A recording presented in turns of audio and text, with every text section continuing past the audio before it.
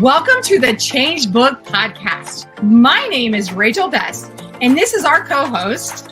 I'm Nicole Harvick. And this is the Change Book series. It is the fastest growing self-empowerment book series on the planet.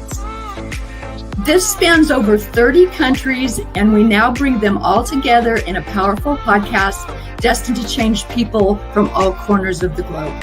So go ahead and grab your pen and paper because our guest today is going to share a lot of amazing tips and inspiration that you're definitely going to want to write down.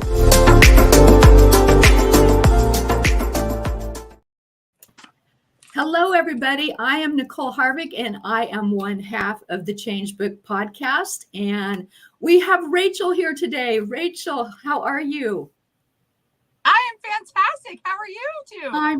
I'm good. I've been so excited to interview Holli. And I'm so grateful she agreed to this and that she's here for us today. And to tell you just a touch about Holli's background, she is an expert in emotional intelligence. And Rachel, you might know what that is. I'm not really sure what that is. So I'm looking forward to finding out. So Holli, can you give us a little bit of your background and what is emotional intelligence? I'm afraid I don't have it, so I need to find out. No, we all do. We're all born with it. However, depending on our environment, in which we were raised, society, family, the extended family, our educational system, it tends to kind of take a back seat. It's what we think, it's how we feel, it's how we either respond or we react to certain situations that we encounter throughout our lives. And it actually helps us grow. We have there's two different ways that we can look at life, and depending on like how we are raised, you can have like either a fixed mindset or what's called a growth mindset. A growth mindset supports us reaching our highest human potential. It minimizes a lot of the things that we might encounter in life that become stressful throughout relationships. It's relationship building. It's, starting with ourselves. Our most important relationship that we're going to have throughout our lives is the relationship that we build with ourselves. Tapping into who we are, our core selves, our beliefs, the beliefs that we may have picked up along the way that can be limiting. It's how we respond again or react in certain situations, whether it's a high stress. It could be a relationship with work, professionally, social relationships, family relationships. So all of those things that make life either really amazing and wonderful, or it can be very stressful. We find ourselves in situations that, are perceived as painful or hard or any myriad of different, emotions. So emotional intelligence allows us to be able to navigate some of life's most difficult challenges. It could be a death in the family. It could be a divorce. It could be trouble with your kids. I like to look at it as an expanse. It's really how we feel and as we have evolved, I like to say that humanity is in a really great place because we're evolving emotionally. We're understanding more about the brain than ever before. Technology has been really, really amazing, all the advances. So we're understanding how the brain impacts how we feel and that mind-heart connection and how that can either, help us or harm us, support us growing and flourishing and thriving, or keep us in a very a state of being fearful, limited. We're not growing. We're kind of stuck and stagnant. So that's how I categorize emotional intelligence. Being able to navigate the things that might normally put someone. You have people in your life that you see. Some people, they just power through anything, no matter what. And they seem like they're minimally affected. And on the opposite end of that spectrum, you have individuals who, they're just running into obstacle after obstacle. And with each obstacle, it's harder for them to get back up. So it's that resilience piece emotionally that is so important for us to be able to, harness the power of our emotions so that we can thrive. We can get out of a fearful and a survivalistic mentality. We can start to, really direct our lives from an intentional place. So yeah. Hmm. And I just, when you talk about emotions and people dealing with emotions, are a lot of those because we've been kind of conditioned in certain ways from the time we're small? Well, absolutely. And what I focus on is teaching my clients and, families and whoever's, willing to learn, who's open to the learning, is a new way to think about how we feel. We have so many different, streams of data that are coming at us at alarming rates. And it's not going to slow down. We have AI that's, here. It's not on the forefront, it's here. So, we have the news. I don't personally watch the mainstream news because it's not, it's not healthy for our mindset and emotionally. There's so much negativity. So the limbic system is the epicenter of the brain where we process our emotions. So we receive everything from the frontal lobe, we process things. And then we have our reptilian brain, which is, at the base of our brain, for those of you that don't know. And that's still in this state of like survivalist. It wants to be able to survive. So it picks up threats and then it goes into this hyper reactive state of keeping us alive. But the function of the reptilian brain has not quite caught up with the rest of the brain and all the technology. So it's a little bit slow, but you can learn. So it's like you might perceive something as a threat, but it really isn't a threat. And you might go into like a reactive state of being where you're doing things you might not normally do because you feel threatened. But in reality, the logical side of the brain, the emotional side of the brain, you're not really in a threat state. It's a matter of learning how to navigate and to discern that discernment piece that's so important of whether there's an actual real life threat. So if someone's, you're in a, I don't know, like an ATM and someone comes up to you and they want to rob you and they stick a gun to your head, that's an actual threat. That's a real threat, and you have to be able to survive that, hopefully, and a lot of it depends on your reaction or your response. Do you just give the guy your money? Do you fight because all these different, self-defense tactics and so forth? There's so many different outcomes that can happen based on either your reaction or your response. Now, if you're at a Starbucks and somebody, is being obnoxious and they call you a jackass and they want to fight you or something, is that a real threat? Is it a real live threat? Or is it just a blow to basically your ego? Because somebody has said something that you now feel wounded or you've taken personally, and that's something that can really escalate very quickly. We see it all the time in the news, again, I don't really watch it, but, you hear stories of people, with road rage because they can't manage their emotions, and then also, we have to take a greater look at who's leading us, starting with ourselves again. What do our leaders look like? What is their level of emotional intelligence? We are trusting these people to make decisions on our behalf on multiple levels, whether it's in a work environment, a political environment, a first responder environment. And you have to be able to manage your emotions and again, bring in that discernment piece of a real threat versus a potential threat. Your survival or your ability to thrive really depends on that a lot. So if you look at our leaders and, some of the, and I like to look at the difference between emotional intelligence and maybe a little bit less than emotional intelligence is when someone is, engaging you, how are you receiving the information? How are you processing it? Are you reacting? Is that reaction going to then cause another reaction? Or our leaders, that's how wars are started because people don't have the tools to be able to process. And then there's another layer that goes a lot deeper, when we're looking at this type of emotional intelligence and our ability to process what we're feeling in the moment, because there's, we've become this society where there's a lot of trauma and PTSD. And initially, for many years, that was stigmatized. It was, labeled something that you got from the military, but it's everywhere in our society. Whenever you have something that isn't an emotional, wound, for lack of a better word, and you don't have the skills or the support to be able to heal from it properly, then you carry that with you.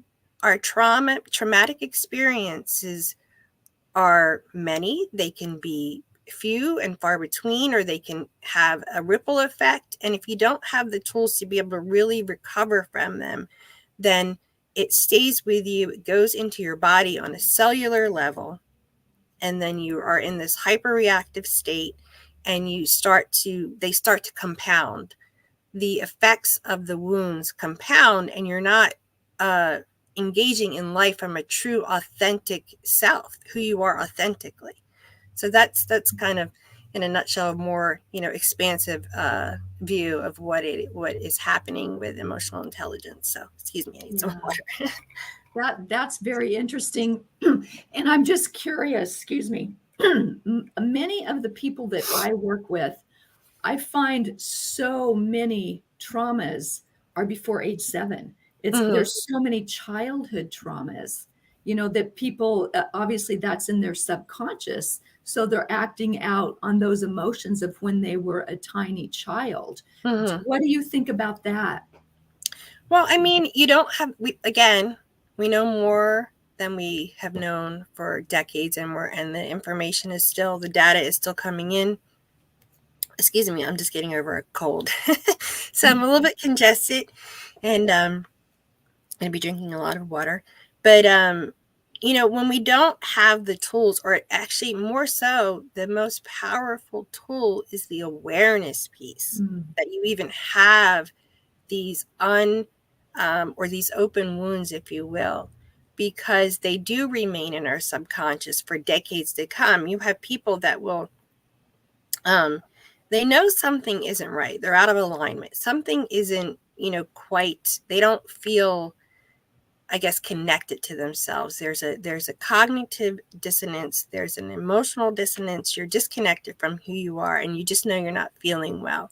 So when you encounter an event, you might be, what the word is called, triggered. You might feel triggered, but you don't know why you're triggered.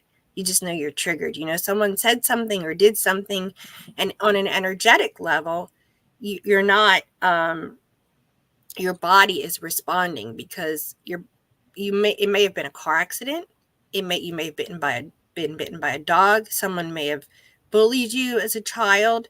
And if you don't have the tools, or you don't have a support system to be able to navigate it, address it, figure out what it is you were feeling, why you were feeling it, and be able to replace those emotions, those negative emotions, or those reactions or responses from whatever the situation was, then you're holding on to it, and your body, your brain and your body is doing what it's supposed to. It's supposed to keep you alive. So if it feels like there's a threat, like I said, there's that reptilian brain that is hyper ready to jump into protect mode. Your body is, and your brain is there to protect you. And if it perceives a threat based on, and honestly, the body or the brain, it doesn't know the difference between the past and the present. It could be something that happened 30 years ago, but if it feels like it's threatened, or if it feels like similar, so your body and your brain, it's logging all of this data.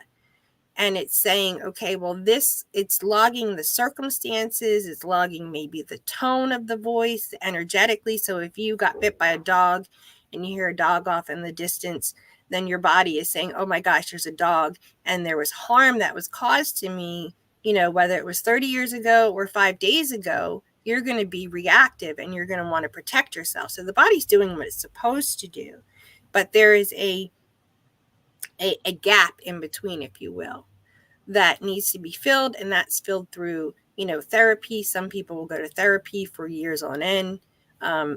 Therapy works for some people. coaching, mindset like Rachel does. A lot of it is in our mind. It's understanding, the difference between reality and, a potential reality or a reality that we've created based on our experiences, based on those traumas, based on the PTSD. If you grew up in a household where there's a lot of, chaos, and maybe it's abusive, it could be alcohol, it could be drugs, it could be physical, it could be all of the above, you become in this hyper state of protection, and then subconsciously you wind up attracting similar experiences because the brain, as beautiful as it is, it likes familiarity, plain and simple. We go towards things that are familiar, and anything that is unfamiliar feels off. It feels different. There's like an uncomfortable feeling to it because our security is threatened, or our sense of security has been skewed because of our experiences, because of what we grew up in. So then we start to mimic. So kids, you mentioned, Nicole, that, by age 7, so from birth to age 7 is when we are imprinted on the most. Like the imprinting is pretty much well in place, and it depends on your environment. But so those family things, those conditionings that we experience, a lot of which are reinforced in the school setting, in our educational setting, and then in the work setting, or by what we surround ourselves with, those things become what we call hardwired into our psyche, into our subconscious. And then it's not until the awareness piece that when we open up the possibility to start to create new neural pathways, because these pathways have been hardwired into how we navigate through life, and it becomes second nature. And previously we felt, the research didn't really support the elasticity of the brain. And this is, decades ago. It was like, oh, you're hardwired. This is the way you're going to be. If you're this way, you're going to be this way from, till the day you die. Well, that's not true. That's not true. It takes time. It takes attention. It takes awareness first and foremost, and a willingness. It takes that the growth mindset. We're always growing. I'm a self-professed growth junkie. I love growing. I love learning, and a lot of it is, yeah. And it's like, what book, we could probably, our libraries together collectively of the different books that we probably have, and it's that willingness, or that openness, that ability to know that there's something more, beyond the environment that we grew up in. And you don't know until you know, and a lot of people unfortunately feel stuck. They feel like, this is all they're ever going to experience, because they're repeating the patterns from when they were younger. And it's the exposure to other environments that opens up the possibilities, opens up the growth mindset. But then you have the self-doubts, the self-limiting beliefs that come in. And, but I say, why not? If that person can have that type of life, why can't you have it? It's that willingness. It's that willingness to grow. It's that willingness to unlearn everything that you've learned, and to know that there's more beyond what you do know. And it's okay. That's the vital piece. And when we grow emotionally, we're feeding our brain. Like when we are in a fixed mindset, or we're in a fear state. Excuse me, let me get some water. I thought I was over this. I swear. While you're grabbing that water, I want to add in real quick. Like we have to connect. Oh my goodness, you're speaking my language right now. Yeah. I even want to just throw in there, what you were talking about of the, we are our best. The relationship with us is the best relationship that we could possibly have. And, when that's why I'm so passionate about what I do. And it sounds like we're very much in alignment with what we do, is helping awaken people and giving them the awareness that, so for my whole life, I've heard people say, oh, well, this is just the way I am. This is just the way I am. And that's not the way you are. You don't have to. You get to choose if you want to be different. And I know Nicole, we go all over the place. So I come from a really small town, and we had one stoplight. So it's a very closed-minded, environment. And since I've gotten out of there for the last a little over 2 years now, like, it has just been so eye-opening. Like, I had been traveling before that, but now that I'm out of that, when I go back, I see that closed-minded and, fixed-minded. And, there's some people like us that, are out there trying to, know that there's more out there, but there's so many people that are just stuck. And so, I love sharing, and I love that you're sharing. I know Nicole is sharing, to teach people the awareness that you don't have to stay where you are, that there's so much more, and you can rewire your mindset. So go ahead and finish. Right. And your emotional set point as well. We are going based on what we know, but there's so much more out there. There's unlimited potential. And oh my goodness, I was going to say was, there's a fear, and I like to call it the post-industrialization of our globe. There was a lot of what we're experiencing right now is post-industrialization. Humanity was growing and thriving, and I don't know if thriving. we're moving right along, and we're creating things, and it was a necessary piece to be able to figure out. Sometimes you have to learn, or a lot of times, a lot of what life is about is learning what you don't know so you can be open to what you want to know. Or what's the other word? I'm trying to think of it right now, what I say, but it's all exciting to me. I think it's a really exciting time to be alive. The industrialization of our globe was very beneficial to a lot of people, including, on all levels, not just, the higher ups or whatever. It allowed people to get out of that previous mindset of, you had a certain level of educational security through the college system. You had a certain level of job security through, the corporatization of, the globe and all these businesses that employ, thousands and millions of people. And you're able to do things that you might not have been able to do previously. Like if you're, you have land, like farming, or like, what do you call it? The pioneer age. I always swear, I'm so grateful that I was born now, because I don't know. But actually now more and more, I'm like, yeah, maybe I do want a couple of chickens and my own eggs and to make my own butter and things like that, and a couple of goats. It sounds really appealing now. But I do love my modern conveniences.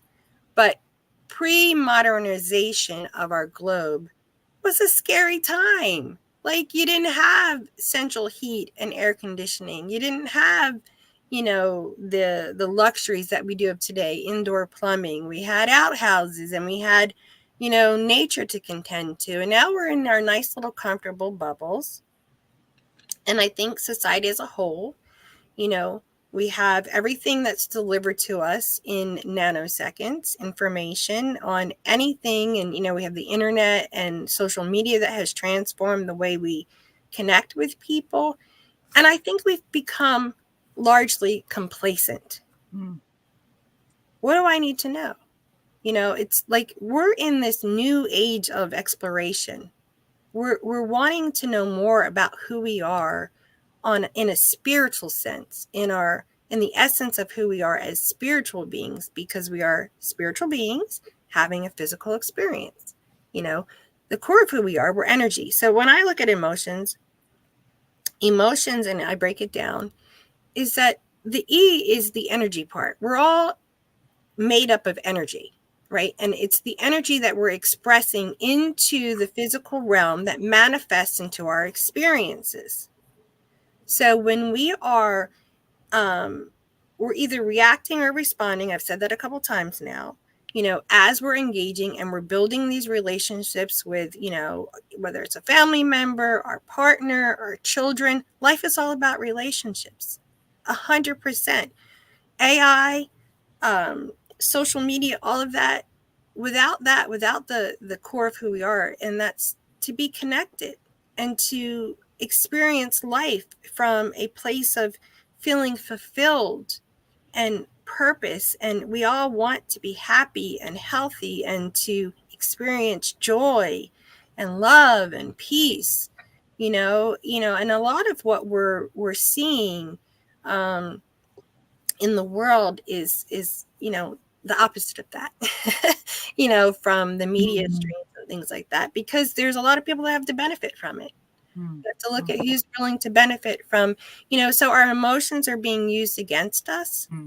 So we have to be ever more cognizant of, our emotions, who we're allowing. We're a stream of energy into the consciousness. So we have to be very aware and present of who we're giving access to as far as our emotions, who we are sharing our emotions with, our emotional selves, who we are at the core of who we are authentically.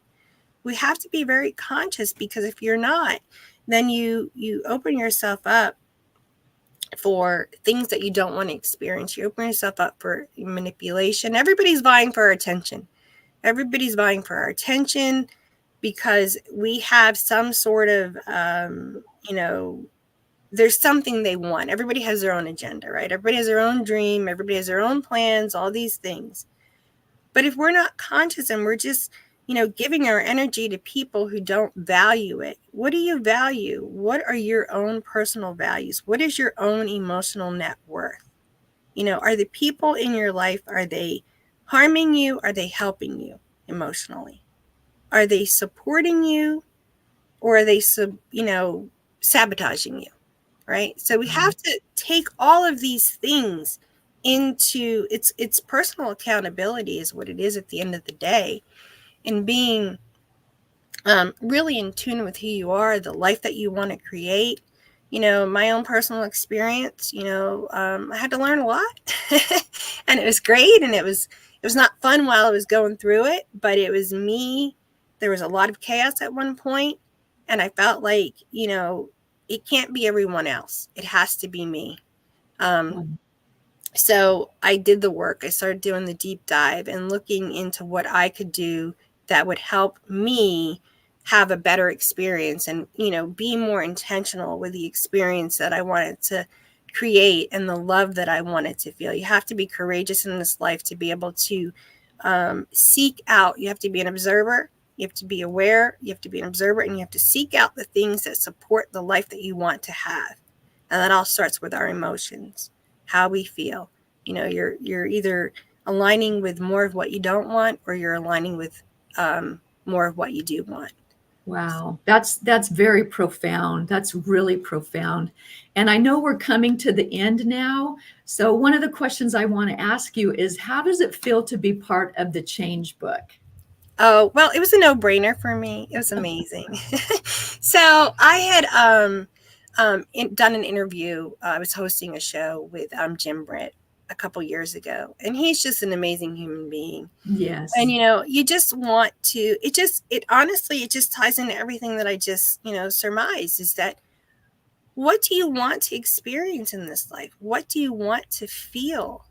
How do you want to feel, right? Think about not how you are feeling, how you want to feel, or how you're being made to feel, whether it's media, you're being triggered by this person. Why is that person triggering me? What is the emotion? What is the true emotion? Oh my God, I could talk about this for like the next 8 hours. This is like my favorite topic in the world. I agree. I love this. This has been a blast. It went way too fast. It did. I'm like, wait a minute. Here we are. But I just want to encourage listeners or watchers to to think about not what you are feeling, but how you want to feel, and start observing from a place of awareness and seek things that are supporting how you want to feel versus how you are feeling.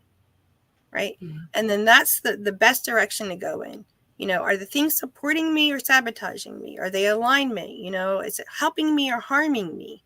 We really have to take that personal accountability piece for our own lives.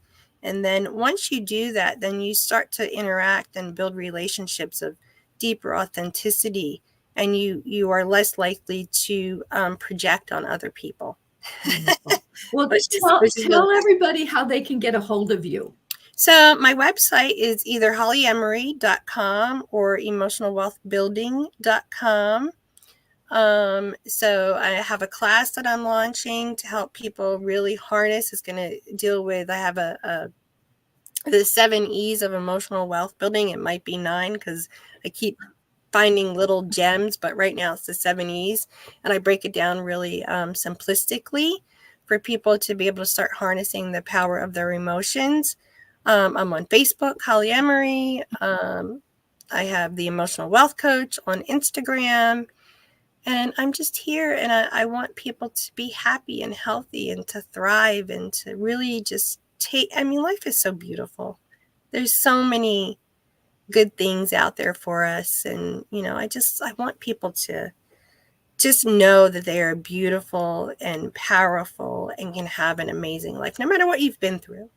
There's another side. So absolutely. And I know Rachel wants to connect with you, but I know a lot of our listeners will want to as well. And so do I. I'm putting my hat in the ring to connect. So and it's info@emotionalwealthbuilding.com. I know it's a little bit long, but that's what I'm doing. You're building a legacy. This is your legacy. So build one of love and peace and authenticity and purpose. So, wow. What a great interview. Thank you so much for coming on today. It has been absolutely amazing. And I know a lot of people will want to be reaching out to you. So from Rachel and I, thanks everyone for watching, and we will see you next Monday. It's amazing. It's lovely to connect with you, ladies. Thank you. Thank you everyone for joining us today. I'm Nicole Harvick, and this is my co-host, Rachel Best. And we look forward to seeing you again next time.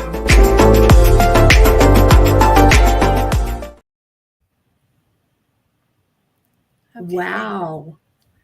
Holli, you're still live. Oh, still live? Oh, wow.